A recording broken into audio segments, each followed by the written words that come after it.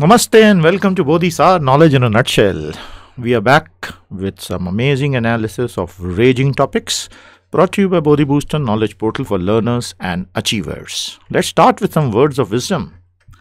A book is a gift you can open again and again. पुस्तक एक ऐसा तोहफा है जो आप बार बार खोल सकते हैं. वैसे तो पीडीएफ को भी आप बार बार खोल ही सकते हैं, लेकिन ठीक है, कहने के लिए पुस्तक जिसे आप हाथ में रख कर उसका भरपूर आनंद ले सकते हैं. तो पुस्तकों से दोस्ती करें. अपने दोस्तों को गिफ्ट में जब भी देना हो पुस्तक दें. वैसे आजकल तो गिफ्ट में कुछ और ही चल रहा है. खैर, पुस्तक दे सकें तो बेहतर होगा. What Bodhisar offers: hot topics, GK and current affairs, analysis and explanation, objective quiz questions. हर टॉपिक के साथ हम आपको वहीं के वहीं प्रश्न भी करवा देंगे. Very useful for all government exams, UPSC, RBI, bank PO, state PSC, CGL, CDS, railway, Bharat की कोई भी परीक्षा, ये कंटेंट सीधे काम आएगा. All MBA entrance exams, GDs and interview. We try to give you insights beyond the obvious, और ये सब हम अंग्रेजी हिंदी में एक साथ करते हैं. Supporting PDF and all this is free for ever for everyone. Make sure that you use all the free resources to the fullest and enroll in the premium courses if you want much deeper insights. All this is copyrighted content. The Bodhisar topics for today, we have 3 very solid topics for you. सभी technical topics हैं और बहुत अच्छे से हम आपको समझाएंगे. Health of the Indian banking sector, slowdown and credit offtake. Brought to you from the domains of Indian economy, banking, credit and finance. भारतीय बैंकिंग क्षेत्र की स्थिति, ऋण की गति में भारी कमी. Second, constitutional norms redefined, bills passing without due scrutiny. संवैधानिक मानदंड पुनर्परिभाषित होते दिख रहे हैं. अनेक विधेयक बिना गहरी छानबीन के ही पारित होते चले जा रहे हैं. कॉन्स्टिट्यूशन एंड लॉ लेजिस्लेचर के डोमेन से आपके लिए हमें लेकर आए हैं. Fuel prices drive up retail inflation. खुदरा मुद्रास्फीति को ईंधन की कीमतें नेगेटिव पुश दे रही हैं. इंडियन इकोनॉमी एंड इन्फ्लेशन से लेकर आए हैं. In all these 3 topics we will give you a lot of technical inputs which you must note down in your Bodhisaar notebook. और ये सब टेक्निकल इनपुट्स आपको सीधे सीधे हर जगह काम आएंगे, ध्यान रखिएगा. Are we ready to begin? Here goes.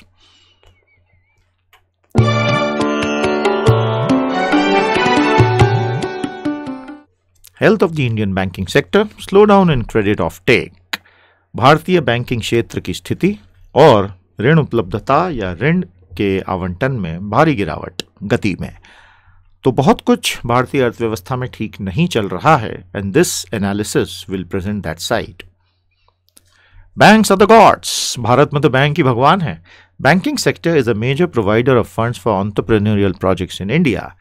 Indian companies do not enjoy a vibrant debt market, उसका प्रोनाउंसिएशन डेट होता है, डीईबीटी का, nor a consistently rewarding equity market. And anyway equity is a very costly solution.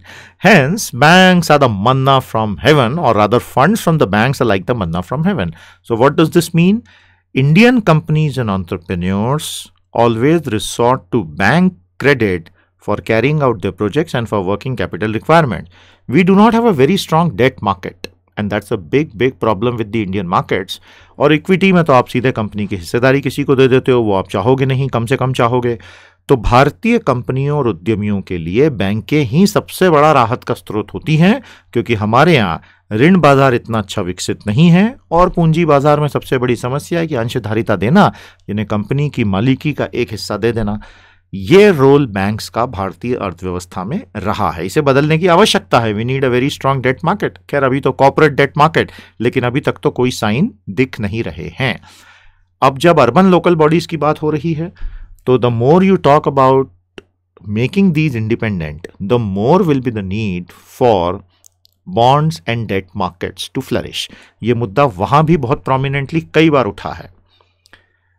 आज की स्थिति में कितने loan outstanding भारतीय बैंकिंग व्यवस्था के हैं? देखिए, फाइनेंशियल ईयर 12 से लेके फाइनेंशियल ईयर 16 तक के सारे आंकड़े दिए हुए हैं. So if you look at it, housing, vehicle loans, advance against FDs, credit card outstanding, education, consumer durables, advance against shares and other personal loans. तो हाउसिंग में सबसे बड़ा लायन शेयर है और अदर पर्सनल लोन्स दूसरा सबसे बड़ा share है. सो दिस मीन्स कि कमर्शियल क्रेडिट टॉप 2 में तो यहाँ दिख नहीं रहा है. Bank credit profile for financial year 16, non food credit, agriculture, industry, priority sector, services and personal loans. यदि आप देखेंगे तो नॉन फूड क्रेडिट आपको सबसे आगे खड़ा दिखाई दे रहा है, जिसके बाद आ रहा है इंडस्ट्री, जिसके बाद आ रहा है प्रायोरिटी सेक्टर, फिर सर्विसेज, फिर पर्सनल लोन्स और अंत में आ रहा है agriculture. So this is how the bank credit profile flows. तो ये एक चार्ट में पूरी की पूरी समरी भारतीय बैंकिंग सेक्टर की in terms of loans and advances सामने आ गई है. Domestic credit to GDP ratio over time. अब एक बहुत महत्वपूर्ण चीज होती है कि जो घरेलू ऋण कंपनियां उठा सकती हैं, अलग अलग सेक्टर्स उठा सकते हैं. ये सारे सेक्टर्स जो हमने अभी देखे यहाँ पे, इसी की बात कर रहा था जो इस पॉइंट से निकल कर आए हैं. क्रेडिट जीडीपी रेशियो परसेंटेज, यानी ऋण और सकल घरेलू उत्पाद का अनुपात प्रतिशत में इंडिया, चाइना, कोरिया और एलएमआईसी के लिए, LMIC low and middle income countries, as you can see, India के लिए कंसिस्टेंटली पिछले 40 से 50 सालों में ये सबसे कम रहा है. So this needs to change if the economy needs to be speeded up. Latest report by the RBI, उसका ये हिस्सा निकालकर हम आपके लिए लेकर आए हैं. Deployment of gross bank credit by major sectors. तो आरबीआई ने फरवरी 2017 तक के जो आंकड़े जारी किए हैं, ग्रॉस बैंक क्रेडिट कितना आउटस्टैंडिंग रहा अलग अलग क्षेत्रों के लिए, वो एक एक करके बताना शुरू करता है. और इस तरह sector wise you can study and see the overall trend. अब इसमें एक चीज़ ध्यान रखिएगा, ये रुपीस बिलियन है. सो 67,754 जो फरवरी 17 का, उसके आगे 2 जीरो लगा लीजिएगा, because 1 billion rupee is 100 crore rupees.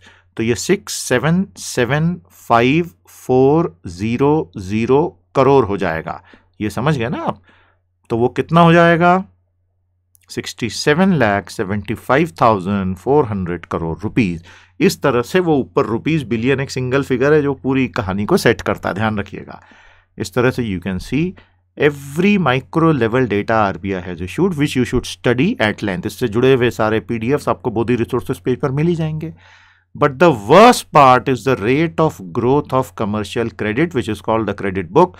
Loan demand is mainly for working capital and not necessarily for project development, जो कि बहुत खराब सिग्नल है. And this annual rate of growth, YOY, year on year, वर्ष दर वर्ष की जो वृद्धि दर है बैंकिंग क्रेडिट की, वो आप देख सकते हैं लगातार गिरती चली गई है. इसका अर्थ है हमारा investment cycle is getting stalled. Commercial bank credit dips dangerously. The RBI data pertaining to 16-17 shows that the growth in bank credit was 5.1% against 10.3% last year. तो आधा तो हो ही गया ग्रोथ. हाँ, ध्यान रखिएगा. तो है तो पॉजिटिव, लेकिन स्पीड कम है, which is the slowest in 60 years. The last time when the credit growth was lower than this was in 53-54, blast from the past, when it was only 1.7%. उसके बाद अब ये गिर के इतना कम हुआ है. Of the entire lending, a greater portion has been from the private sector banks and only a little from the few PSBs.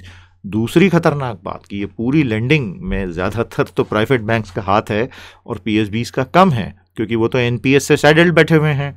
Most public sector banks are likely to register a zero growth of commercial bank credit for financial year 17. This is as horrific as it gets. इससे बुरा दुःस्वप्न भारतीय banking sector के लिए हो ही नहीं सकता था.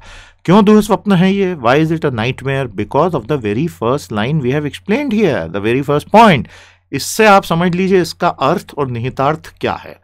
आइए अगला पॉइंट देखने से पहले फिर से इस स्लाइड को थोड़ा सा और आप अच्छे से समझें. तो कमर्शियल बैंक क्रेडिट ग्रोथ जब तक भारत में पब्लिक सेक्टर के जरिए और अच्छी नहीं होगी, तो उससे दूसरी समस्याएं और कई आ जाने की संभावना बनी रहेंगी. ये पॉइंट समझ में आ गया आपको? ओके, चलिए आगे चलते हैं. India bank credit. अब इंटरनेशनल पब्लिकेशंस में हिस्टोरिकली पिछले 5 साल की बात करें तो this is another very good way of looking at it. Personal loans and housing पे पूरा बैंकिंग सेक्टर टिका हुआ है. इंडस्ट्री के लिए तो वो प्रैक्टिकली नेगेटिव YOY ग्रोथ हो गया है. This as I said, is as horrific as it gets. स्थिति कितनी भयंकर बिगड़ सकती है बैंक क्रेडिट YOY ग्रोथ की, this single chart tells the whole story. The government of India needs to crack down heavily and find a mutually acceptable political solution to the NPA problem, because there is no economic solution left now. Everything has been tried and the hole keeps getting deeper and bigger. तो ये राजनीतिक समाधान से ही NPA की समस्या खत्म होगी. Quantum of grief, तो एक क्वांटम ऑफ सोलेस भी था. कौन थे हीरो, नाम बताइएगा. The total bank credit on 31 March 2017 was 78.82 lakh crore. ध्यान रखिएगा, 78 लाख करोड़ का कुल बैंक क्रेडिट सिस्टम में रहा है. The reasons for the slow bank credit growth are attributed to the huge NPA and bank struggling to find safe avenues to land. Apart from this, bank credit was constrained by demo. तो 3 बड़े कारण हैं जिससे growth पर बहुत भारी असर पड़ा है. एनपीएस ने इनकी कमर तोड़ी दी है, अनर्जाकास्टियों ने, और बैंकों को सही लोग ही नहीं मिल रहे लोन देने के लिए. क्या बात कर रहे हैं, 135 करोड़ के देश में लोग नहीं मिल रहे. अपार्ट फ्रॉम दिस, विमुद्रीकरण ने भी गतिविधियों को चोट देकर क्रेडिट ग्रोथ को रिवर्स हिट दे दी. तो ये एक और लेटेस्ट फिगर आपके लिए तैयार है. All scheduled commercial banks business in India, सभी अनुसूचित वाणिज्यिक बैंकें भारत में इनका व्यापार. आरबीआई की रिपोर्ट है ये, रुपीस बिलियन, यानी हर आंकड़ा 100 करोड़ का है. Liabilities to the banking system, aggregate deposits, demand deposits, time deposits. इस चार्ट को डिटेल में एक एक पॉइंट को पढ़ के समझना, आपको बहुत सारी चीजें अपने आप समझ में आ जाएंगी. तो एग्रीगेट डिपॉजिट्स यानी सकल जमा 10805100 करोड़, यानी 108 लाख 5100 करोड़ रुपए का सकल जमा भारतीय बैंकिंग सिस्टम में रहा है. डीमो से ये बढ़ा ही है. Demand deposits and time deposits, तो टाइम डिपॉजिट्स में फिक्स डिपॉजिट्स आ गए, डिमांड डिपॉजिट्स में करंट अकाउंट्स आ गए, और उस हिसाब से बाकी की नीचे की चीजें हो गई. इसको आप डिटेल में बैंक क्रेडिट लास्ट पॉइंट पर आएंगे. यही फिगर हमने आपको अभी स्लाइड में दिया था, 78.82, याद आ रहा है आपको. If you look at the third entry in the very first column, 31st March 17 of the numbers, bank credit 78.8, of which food and non-food का breakup दिया हुआ है. समझ गए? This is how you can read these numbers and understand. हो सकता है आप इकोनॉमिक्स और कॉमर्स बैकग्राउंड के नहीं हो, लेकिन ये सब समझना पड़ेगा, बिकॉज हर एग्जाम में आता है, and in every day to day conversation these things have become important. Fourth point, saving grace, otherwise it was worse. A large part of the credit growth came in the last fortnight of March 2017 when banks suddenly disbursed 3.16 lakhs crore. Otherwise, things had contracted. Fifth, surplus liquidity post demo is a huge headache. विमुद्रीकरण के पश्चात जो अधिशेष तरलता व्यवस्था में बन गई, क्योंकि हर किसी ने अपना पैसा जमा करा दिया, वो सिरदर्द बन गया बैंकों के लिए. जो लाइनें लगी थी उसके अलावा सिरदर्द. Apart from the huge pile of bad loans, the other major concern for RBI is managing the surplus liquidity with banks post demo. When banks are finding it difficult to lend, their deposits continue to remain high, जिससे हालत बहुत खराब हो जाएगी. अब आपके cost of funds अचानक से गिर गए तो आपके डिपॉजिट रेट भी गिर जाएंगे. Bank deposits grew 11% during this period. This has a negative impact on the revenue generation, क्योंकि उस पैसे का करोगे क्या, उसको लेंड करना है ना आगे. Forex markets no more. Bankers feel that the RBI is reluctant to intervene in the foreign exchange market, and this would add to the surplus liquidity in the banking system. तो विदेशी मुद्रा बाजारों में बहुत ज़्यादा गतिविधि आरबीआई की नहीं दिख रही है, क्योंकि उसको शायद ये डर है, ऐसा एक्सपर्ट्स बताते हैं, कि सरप्लस लिक्विडिटी अधितेज तरलता में और वृद्धि हो जाएगी, इसलिए आरबीआई उससे बच रहा है. Home loans and service sector loans, हमने शुरुआत के ग्राफ जो दिखाए थे उन्हें याद कर लीजिएगा. According to bankers, half of the credit growth has come only from the home loan segment and a large part of the remaining is loans to the service sector. इस पे बात हो गई है, इसलिए डिटेल में नहीं जा रहे हैं. 8, poor credit growth, higher NPS, यानी ऋण वृद्धि दर बहुत खराब और अनर्जक आस्तियों की मात्रा बहुत अधिक. The result of the slow down in lending would be that banks will report a higher percentage of bad loans as credit growth helps to mask the level of bad loans. कितनी खतरनाक बात है, समझ में आया आपको? Bank अब और बैड लोन्स का परसेंटेज ज्यादा रिपोर्ट करने के लिए मजबूर होंगे, क्योंकि जब जब क्रेडिट ग्रोथ होती थी तो ये छुप जाता था in percentage terms. With asset quality pressures, banks, particularly the weaker ones, have been reporting a continuous negative growth in their net interest income. So it is time for a big shock treatment. Is the government listening? Bharat सरकार, hello, knock knock knock knock knock, कुछ कर दीजिए, हम डूब जाएंगे नहीं तो. I am sure government कुछ करेगी, तो ज़रूर हमें बताइएगा. BBB क्या होता है, उसके चेयरमैन कौन है, उन्होंने क्या सुझाव दिया? So we are waiting for your answers, do let us know. Quiz time. Which of the following products launched by most of the banks help farmers in getting instant credit for various agricultural purposes? अनेक कृषि से संबंधित कार्यों के लिए इनमें से कौन सा प्रोडक्ट है जो किसानों को तुरंत ऋण उपलब्ध कराने में मदद करता है? क्या लगता है क्या उत्तर होना चाहिए? The correct answer is the very famous Kisan credit card. Question number 2. What was the percentage growth of bank credit in India during 2015-16? 2015-16 के दौरान भारत में बैंक क्रेडिट, बैंकों से मिलने वाले ऋण की वृद्धि दर क्या रही? The correct answer is 10.3%. ये आज कवर किया था हमने, फिर से रिवाइज कीजिए. In which year was the bank credit growth the lowest in the last 60 years? How much was it? पिछले 60 वर्षों के दौरान बैंकों की क्रेडिट वृद्धि दर सबसे कम कब थी? आज डिस्कस हुआ था ना, बताइए क्या उत्तर है? 1953-54, 1.7%.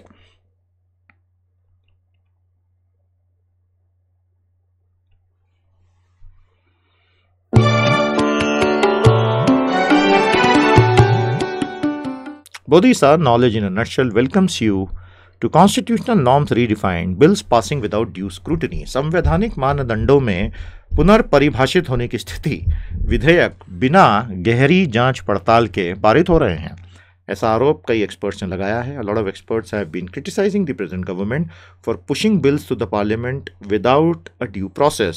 Process तो होती है, established process of rigorous scrutiny. आइए इस बेहद टेक्निकल मुद्दे को सरलता से समझें, हर परीक्षा के लिए बहुत ही महत्वपूर्ण. इंडियन एंड ब्रिटिश कॉन्स्टिट्यूशंस, भारतीय और अंग्रेज संविधान.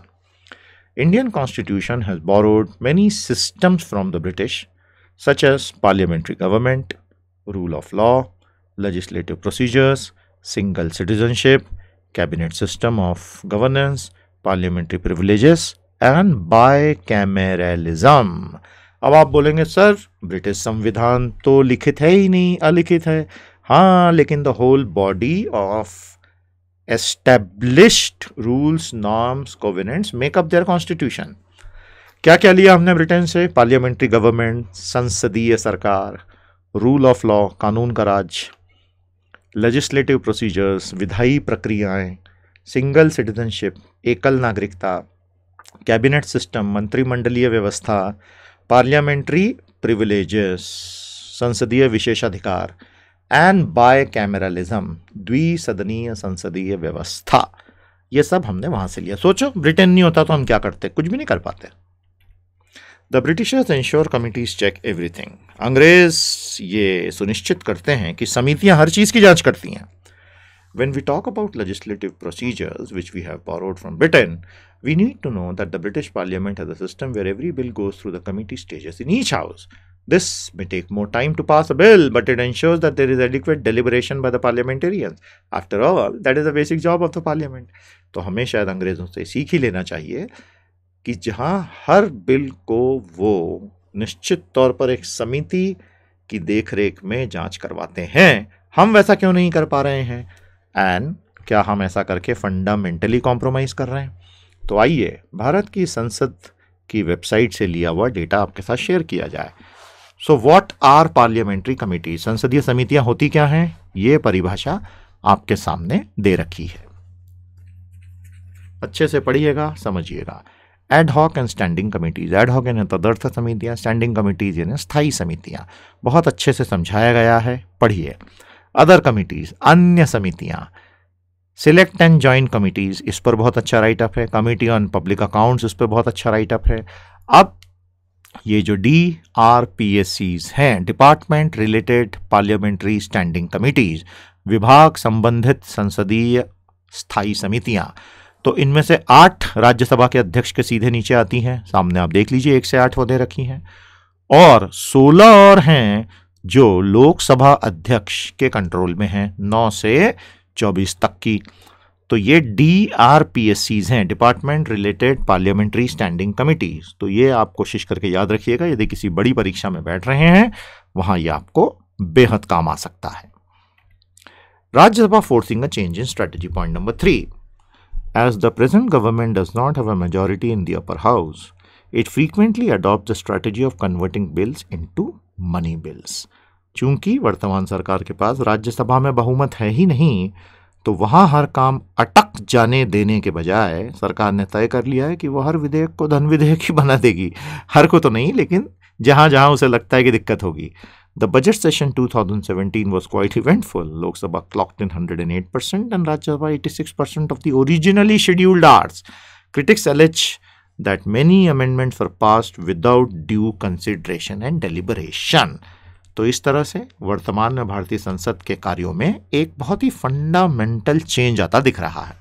स्टैंडिंग कमिटीज, स्थायी समितियां। There are various standing committees in the Indian Parliament like the Business Advisory Committee, Committee on Petitions, Committee of Privileges and the Rules Committee, which transact a good deal of business. क्योंकि ये बहुत बारीक काम है, एक एक line को चार चार बार पढ़ के समझना होगा, उसके कॉन्स्टिट्यूशनल इम्प्लीकेशन समझने होंगे, तो आपको डेडिकेटेड कमिटीज चाहिए जो जिम्मेदारी लें, क्योंकि 250, 300, 400 लोग एक साथ बैठ के हॉल में ये डिस्कशन कभी कर ही नहीं सकते। Fewer and fewer. Of late, it has been the practice of government to get bills passed by the parliament without referring them to committees for scrutiny. In the last 3 years, only 29% of the bills have been referred to parliamentary committees. तो पिछले 3 वर्षों में 1/3 से भी कम विधेयक संसद की समितियों के पास ले जाए गए। Even during budget session 2016, 20 bills were introduced and none were referred to the standing committee. So there is a very distinct change in approach. Earlier, Lok Sabha acted differently. पहले की परिपाटी अलग थी. As against this, 60% bills were examined by committees in the 14th Lok Sabha and 71% were examined in the 15th Lok Sabha. The important contribution of committees is evident in the progress of the bills referred to them.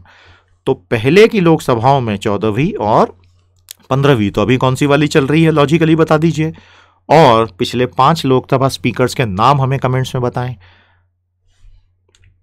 Recent issues. The mental health care bill passed in budget session 2017 and the MV amendment bill also passed incorporated most of the changes recommended by the committees.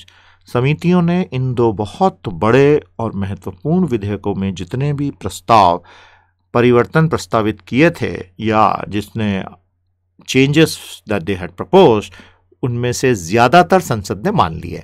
Of the 3 bills passed, namely the specified bank notes cessation of liabilities bill, the taxation laws amendment bill and the enemy property bill, only the enemy property bill was referred to the select committee of Rajya Sabha. The other 2 were passed without referring them to committees. तो अभी जो 3 बड़े विधेयक पारित हुए, specified bank note cessation of liabilities bill, और क्योंकि इससे डीमो किए हुए नोटों के प्रति सरकार और आरबीआई की जिम्मेदारी समाप्त करना जरूरी था, and the taxation laws amendment bill, जिसको लेके बहुत झगड़ा हुआ कि टैक्स अधिकारियों को अनाप शनाप शक्तियां दे देंगी जिससे भ्रष्टाचार बढ़ेगा, कम नहीं होगा, इन दोनों को किसी भी कमेटी के पास नहीं भेजा गया। हालांकि इससे भारत के आम नागरिक का जीवन सीधे सीधे प्रभावित होता है। Scrutiny, crossbenchers. The important lesson is the importance of detailed scrutiny by Parliament. Many experts suggest it is time we move to a system like that of the British, where every bill goes through the committee. इस पे आज बात हुई। It is similar to suggestions regarding crossbenchers, where experts with no political loyalty can be used. Britain की संसद में cross benchers की अवधारणा है, जहां पर एक्सपर्ट को बिठाया जाता है जिसकी कोई पॉलिटिकल लॉयल्टी नहीं होती है। तो भारत के कंटेक्स्ट में जब सेना प्रमुख को नियुक्त करने से संबंधित विभाग ने आग पकड़ ली थी, तब यह सजेशन आया था कि क्यों नहीं डिफेंस एक्सपर्ट्स को हम क्रॉस बेंचर्स बना के संसद में बिठाएं, ताकि बिना किसी पॉलिटिकल लॉयल्टी के वो अपना काम सही ढंग से एक्सपर्ट प्रोफेशनल काम कर सकें। तो क्रॉस बेंचर्स पर रेफर कीजिएगा, स्टडी कीजिएगा और हमें जरूर बताइएगा। Quiz time. Which of the following is not a standing committee in the Indian Parliament? भारतीय संसद में इनमें से कौन सी एक स्थायी समिति नहीं है? बहुत अच्छा सवाल है। तो इस पर हम आपको बोधी रिसोर्सेज पेज पे बहुत सा कंटेंट देंगे, जरूर डाउनलोड कीजिएगा, और हमारे प्रीमियम बोधी बूस्टर पोर्टल में इस पे बहुत अच्छे और डिटेल सेशंस होंगे। The correct answer to question 1 is railway convention committee, which is not a standing committee. Which of the following statement is are correct? इनमें से कौन से वाक्य सही हैं? फिर ऑप्शंस हैं 1 2 3 4 5। पढ़ लीजिए, कुछ समय देते हैं आपको। A, B, C, D।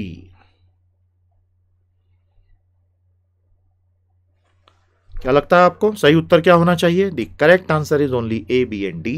C नहीं है। Privileges committee is an ad hoc committee is wrong. बाकी के तीनों सही हैं। तो इससे आपको इनकी परिभाषाएं भी रिवाइज करने का मौका मिलेगा। Third question, which of the following statement is correct about the pack public accounts committee, लोक लगात समिति के संबंध में इनमें से कौन से वाक्य सही हैं? 1 2 3 4 5। The correct answer is all the above. 1 2 3 4 चारों सही हैं। तो ये 1921 में पहली बार आई। The main function is audit the annual reports of CAG. तो कैग की रिपोर्टों का भी ऑडिट होता है, कैग जो सबका ऑडिट करता है, और इन सब का ऑडिट परमपिता प्रभु परमेश्वर एक दिन करेंगे। हा हा। It consist of 15 Lok Sabha and 7 Rajya Sabha members. तो वर्तमान में भारत के कैग कौन है, उनका नाम हमें बताइए। कंट्रोलर एंड ऑडिटर जनरल, नियंत्रक और महालेखा निरीक्षक। The term of the office of the PAC committee is 1 year. तो ये कुछ बहुत अच्छे प्रश्न थे, रिवाइज कीजिएगा। This is the technical topic, और पढ़ना पड़ेगा, रिवाइज करना पड़ेगा, take your time, but at the first level this problem and this allegation against the present government, हमने टेक्निकली और हिस्टोरिकली इसको इवैल्यूएट करने का प्रयास किया। उम्मीद करते हैं आपको अच्छा लगा होगा।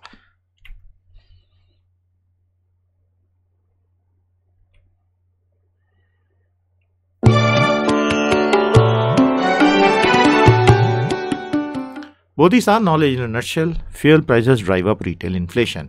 ईंधन की कीमतों से खुदरा मुद्रास्फीति बहुत बड़ी इंडियन इकोनॉमी और इन्फ्लेशन से आपके लिए लाए हैं।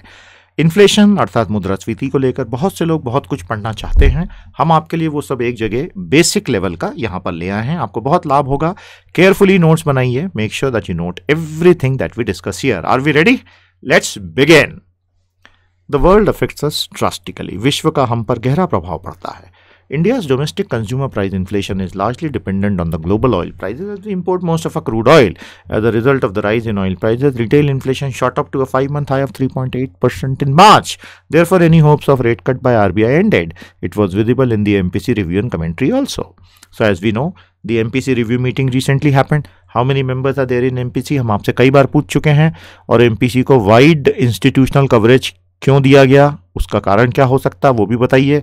तो भारत का घरेलू उपभोक्ता मूल्य मुद्रास्फीति सूचकांक विश्व से बहुत प्रभावित होता है, क्योंकि हमारी कच्चे तेल के अधिकतर आयात के लिए हम विश्व पर निर्भर हैं। और इसी वजह से जब हाल ही में मार्च में रिटेल इन्फ्लेशन बढ़ा तो आरबीआई से रेपो रेट में और कट होगा ये उम्मीद छोड़ दी गई। इसलिए एमपीसी ने क्या कहा, we are changing our monetary policy from accommodative to neutral. ये टेक्निकल भाषा में इसी चीज को रिफ्रेश करके हमने बताया। अब एक सवाल बार बार स्टूडेंट्स पूछते हैं, ये रहा उसका उत्तर, अच्छे से देख लीजिए, समझ लीजिए। Headline versus core inflation. तो हेडलाइन वर्सेस कोर इन्फ्लेशन समझने का अब हम प्रयास करेंगे।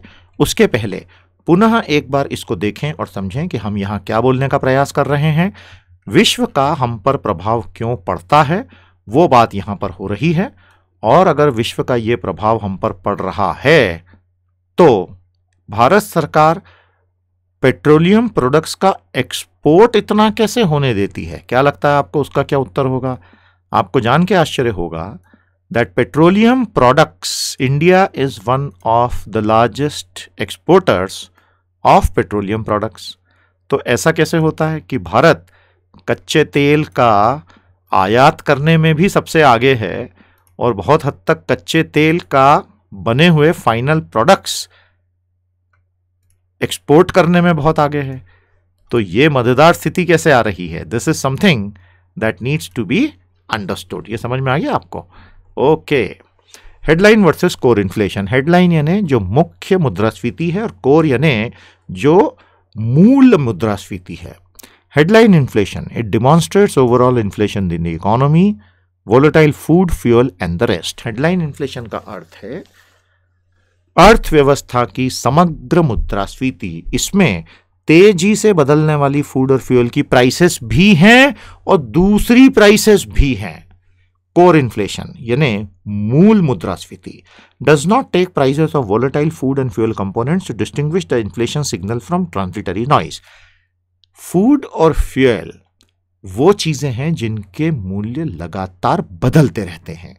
अगर हम इन पर ज्यादा ध्यान देने लगेंगे तो जो असली दूसरे प्रमुख कारक हैं उन पे से ध्यान हट जाएगा, इसलिए हम इनको ट्रांजिटरी नॉइज यहां कह रहे हैं। Therefore core inflation represent the underlying trend inflation which can drive future overall inflation. ये है मेन डेफिनेशन और इनके बीच के अंतर। उसके बाद नीचे हमने बहुत कुछ बताया है, ये बहुत डिटेल में आप पढ़िएगा, धीरे धीरे पढ़िएगा, अपने नोट्स बना लीजिएगा, आपको ये पूरा कॉन्सेप्ट क्लियर हो जाएगा। RBI adopt the fit framework users headline CPI inflation. तो सवाल यह है कि आरबीआई एफआईटी ढांचा यूज करता है और हेडलाइन यानी प्रमुख या शीर्षक CPI मुद्रास्फीति यूज करता है। तो ये क्या है? In the RBI's newly adopted flexible inflation targeting framework, यानी लचीली मुद्रास्फीति लक्षित ढांचागत नीति, flexible inflation targeting framework FIT. The headline CPI inflation measure is being used as the target rate of inflation as it reflects the prices of essential consumption goods. अब अभी हमने देखा कि हेडलाइन इन्फ्लेशन में तो वोलेटाइल चीजें भी हैं। RBI का कहना यह है कि ये जो वोलेटाइल चीजें ये एसेंशियली तो कंजम्पशन गुड्स है ना, तो आम आदमी के जीवन पर इसका असर पड़ेगा, इसलिए इस पर आधारित ही हमारी नीतियां बनेंगी। Inflation here hurts lower income groups. Monetary policy has a key objective: maintain price stability so as to protect ordinary citizens from shocks of inflation. अब मौद्रिक नीति का मूल लक्ष्य ये है, मूल्यों में स्थिरता ऐसे बनाए जाएं कि मुद्रास्फीति के बड़े करारे झटके लोगों को कम से कम लगे। Hence, targeting inflation is the appropriate choice for the RBI. Headline inflation. तो यदि आपसे परीक्षा में सवाल पूछा गया कि RBI WPI पे क्यों नहीं गया और या कोर इन्फ्लेशन पे क्यों नहीं गया, तो ये उसका उत्तर था। I hope this is clear. तो हमने अभी तक ये देखा, उसके बाद इनकी परिभाषाएं देखी और फिर फिट फ्रेमवर्क समझा। These are from the MPC statement document.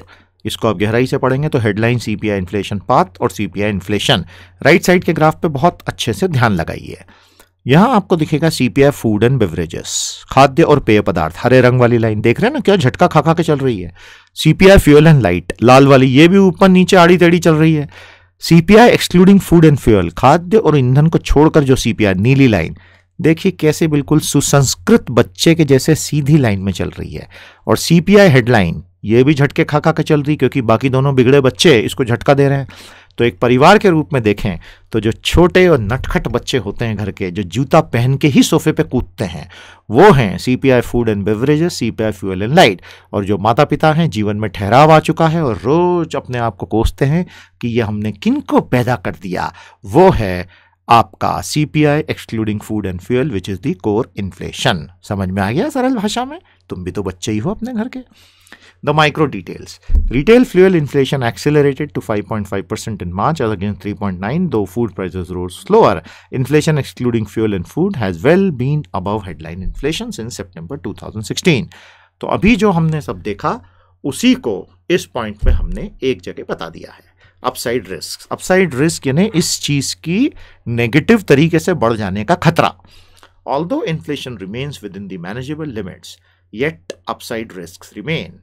The 1.2% contraction in industrial production remains a cause of concern. तो यदि औद्योगिक उत्पादन में इस तरह से गिरावट आती जाएगी, वो सिकुड़ता जाएगा, तो डेफिनेटली प्रोडक्शन कम हो रहा है, मनी सप्लाई बढ़ रही है, तो इन्फ्लेशन पर सीधा असर आएगा। ये है सेंट्रल स्टैटिस्टिक्स ऑफिस, केंद्रीय सांख्यिकीय कार्यालय का लेटेस्ट इन्फ्लेशन डॉक्यूमेंट, मुद्रास्फीति पर जारी उनका सबसे लेटेस्ट डॉक्यूमेंट। ध्यान से देख लें और समझ लें। पहले तो आप सबसे पहली लाइन में देख लें, base year for CPI has been change from 2010 to 2012। तो बेस ईयर यानी वहां पे उसको आर्बिट्रेरीली 100 माना जाता है, क्योंकि रिलेटिव है ना इन्फ्लेशन, तो अल्टीमेटली पूरी दुनिया ही रिलेटिव है। आप हो इसलिए मैं हूं इसलिए आप हैं। और यही बात हिंदू धर्म हजारों सालों से समझाते आ रहा है, that this world is a state of mind, it's an illusion. ये सब कुछ मोह माया है, क्योंकि सब आपस में जुड़ा, अगर एक हटेगा तो दूसरा भी खत्म होगा। तो इस प्रकार से हमने CSO को हिंदू धर्म से जोड़ दिया। कई लोग नाराज हो जाएंगे अब हमसे। इस प्रकार से लेटेस्ट इन्फ्लेशन के rate CPI general rural urban combined CFPI consumer food price index, ये अलग से क्यों दिया गया है? क्योंकि हमने अभी बात की थी कोर इन्फ्लेशन और हेडलाइन की, उसके बाद हमने ये सब देखे CPI food and beverages, right इसमें ग्रीन वाली लाइन देखिए, क्योंकि कंज्यूमर्स पर असर आ रहा है इसलिए RBI उसको यूज करती है। I hope this is clear. इस डॉक्यूमेंट को डिटेल में पढ़िएगा, बोधी रिसोर्सेज पर अवेलेबल है। और इस इमेज को आराम से बाद में पॉज करके 5 मिनट पढ़ के समझना और अपने notes banana. This will really help you. MPC review, in the monetary policy review of 6th April, RBI said that headline retail inflation is set to fall. For 2017-18, RBI projections of average inflation are 4.5% in the first half and 5% in the second half. तो RBI को थोड़ा सा डर है और इसीलिए accommodative से monetary policy को न्यूट्रल किया गया है। बहुत ही खूबसूरत chart from the MPC review document. Drivers of inflation यानी मुद्रास्फीति के प्रमुख घटक। A. Decomposition of CPI inflation. This is one of the primary graphs you should really study. तो उपभोक्ता मूल्य सूचकांक मुद्रास्फीति के प्रमुख घटक यदि आप देखेंगे, बड़ा रंग बिरंगा अच्छा सा चार्ट है। आरबीआई रंग यूज करता है तो अच्छा लगता है, जीवन में एक उम्मीद लगती है कि ये सिर्फ ब्लैक एंड व्हाइट नहीं है। Oil price shock, supply shock, wage shock, output gap shock, policy shock, headline CPI. एक चीज लिखना आरबीआई भूल गया, इस ग्राफ का शॉक जो हमारे स्टूडेंट्स को आरबीआई दे रहा है। तो इस प्रकार से इन सभी शॉक्स का कंपोजिशन सीपीआई पर डालता है। पॉजिटिव भी हो सकता है, नेगेटिव भी हो सकता है। तो ऑयल प्राइस शॉक नेगेटिव है, इसका मतलब गिरी हैं कीमतें। CPI goods and services inflation, right side में आप देखेंगे तो उसमें सर्विसेज इन्फ्लेशन नीले में, ड्यूरेबल्स यानी स्थिर उपभोक्ता वस्तुएं या टिकाऊ उपभोक्ता वस्तुएं, non durable 7 day CPI headline. तो इस तरह अलग अलग तरीकों से इनके कंपोनेंट्स समझे जा सकते हैं। El Nino, no. The risks arise from uncertainty surrounding the outcome of southwest monsoon in view of increasing chances of El Nino event around July, which will impact food and commodity prices. El Nino and La Nina, ये कहाँ Peru और दक्षिण America से हिंदुस्तानी सभ्यता संस्कृति में अपनी टांग घुसाने चले आते हैं। इनको तो दंड देना चाहिए, हमें रिवर्स वॉर्म एड्स वहाँ भेजनी चाहिए, तो ये आपस में टकरा के वहीं समाप्त हो जाएंगी। That was just a joke. ये संभव अगले 1 करोड़ सालों तक नहीं होगा, उसके बाद होगा, तब तक हम सब पृथ्वी छोड़कर जा चुके होंगे। तो यदि एल नीनो आएगा तो इससे हमारे मानसून को चोट लग सकती है। ड्राइवर्स ऑफ फूड इन्फ्लेशन, तो मानसून यानी एग्रीकल्चर और एग्रीकल्चर यानी फूड इन्फ्लेशन से जुड़ी हुई बातें। तो those of you who are interested in diving deep, इन चीज़ों को गहराई से पढ़ के समझिएगा। Record food gain production, good news ये रही कि 2016-17 में भारत ने रिकॉर्ड स्तर पर खाद्यान्न उत्पादन किया। लेटेस्ट आपके सामने है सेकंड एडवांस एस्टीमेट 2016-17, सबसे आखिरी में देखिएगा। Total food grain kharif rabi total 137 million metric ton, 134 million metric ton, 271 million metric ton. सबसे नीचे की 3 रोज को समझ लीजिएगा, मैं पढ़ देता हूं। टोटल एग्रीकल्चर पर 2003-4 से 15 साल हो गए। 213 एमएमटी, 198 एमएमटी, 208, 217, 230, 234, 218, 244, 259, 257, 265, 252, 253। क्या कोलैप्स हुआ था 2014-15 में? 265 से एकदम गिरा था, फिर बढ़ा 253, 251, 270 ये टारगेट था, और सेकेंड एडवांस एस्टीमेट आया है 271। तो भारत में एग्रीकल्चरल प्रोडक्शन बहुत अच्छा हुआ है। ये डॉक्यूमेंट हमने बोधी रिसोर्सेज पर लगा रखा है आपके लिए, बारीकी से समझ लीजिएगा। भारत के पूरे एग्रीकल्चर का एक चार्ट में summary. The record food gain production last year and increase in procurement यानी सरकार द्वारा खाद्यान्नों की खरीदी is expected to rebuild buffer stock and mitigate food price trend. तो बफर स्टॉक यानी खाद्यान्न के वो भंडारण जिससे सरकार मार्केट में दखल देकर कीमतों को स्थिर करने का काम कर सकती है। However after the government decision to withdraw high demo, IIP contracted in December, though it picked up huge amount of volatility remains. इस प्रकार से आने वाले समय में आरबीआई दरें गिराएगा, इस बात की संभावना बहुत कम है। Manufacturing badly hit in terms of industries, 15 out of 22 groups in manufacturing contracted, capital goods also contracted, production of consumer durable and non durable shrank. तो ये कंज्यूमर डिमांड की वोलेटिलिटी यानी अस्थिरता दिखाती है। सीपीआई, डब्ल्यूपीआई और सीपीआई इंडस्ट्रियल वर्कर्स का पूरा ट्रेंड पिछले 14 महीनों का आपके सामने है, ध्यान से देख लीजिएगा। YOY inflation. Domestic passenger sales. Sales of domestic passenger vehicles have shown recovery, but this can be due to Supreme Court ban. आपको भारत स्टेज 3 पे हमने बोधी सार दे ही दिए हैं, और लिकर बैन से फर्दर होटल इंडस्ट्री पे भी चोट पड़ गई। And the spirits of the drivers are bound to remain in doldrums. क्या बढ़िया स्टेटमेंट है, स्पिरिट्स ऑफ द ड्राइवर्स। बताइएगा इसमें हमने क्या चुटकुला चलाने की कोशिश की है, समझ में आया तो जरूर बताइएगा। Quiz time. What is the base year for calculation of CPI as used by the CSO? आज बताया था आपको, 2010 बताया था ना। CSO द्वारा सीपीआई के लिए कौन सा बेस ईयर यूज होता है जहां पे वो उसको आर्बिट्रली 0 मानते हैं? The correct answer is 2012। What is the base year use for WPI? ये अच्छा सवाल है, 2004-5। What is the amount which a bank is required to maintain the form of cash, gold and other securities before giving credit call? तो भारत में इस चीज का काफी विरोध भी हुआ है कि ये मात्रा बहुत ज्यादा है जिससे हम ज्यादा लेंड भी नहीं कर पाते। तो what is the amount which a bank is required to maintain in the form of cash, gold and other before giving credit calls? SLR है, CRR है, CD ratio, MCLR है, क्या है? The correct answer of course is statutory liquidity ratio, संविधिक तरलता अनुपात।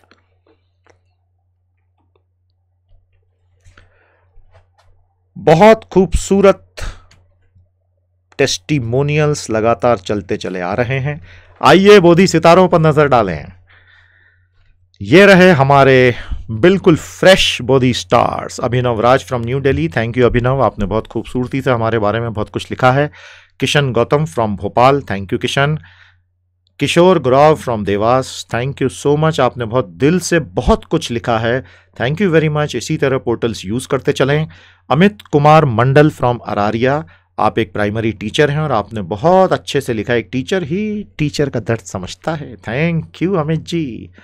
Himal Karku from Udaipur, thank you very much Himal. Ritesh Kurre from Bilaspur, Mayank Mishra from Bhilai, Ravindra Kumar Singh from Gwalior, Deepak Kalyan Shetty from Pune, Brajesh Mishra from Bhagalpur, Archit Kothari from Aayam Indore, Munna Jha from Araria. और इस तरह से ये यात्रा लगातार चल रही है। आप देखेंगे बहुत डिटेल में हमारे पोर्टल को यूज करने वाले ये प्यारे प्यारे छात्र और साथी, थैंक यू सो मच। आपका प्यार बना रहे, ये पोर्टल इसी तरह आगे काम करता रहेगा। तो आज का बोधिसार अपने समापन पर पहुंच गया है। उम्मीद करते हैं आज के टेक्निकल विषय आपको बहुत अच्छे से समझ आए होंगे। बहुत जल्द अगला अंक लेके हम फिर हाजिर होंगे। अब हमें अनुमति दीजिए। नमस्ते, जय हिंद।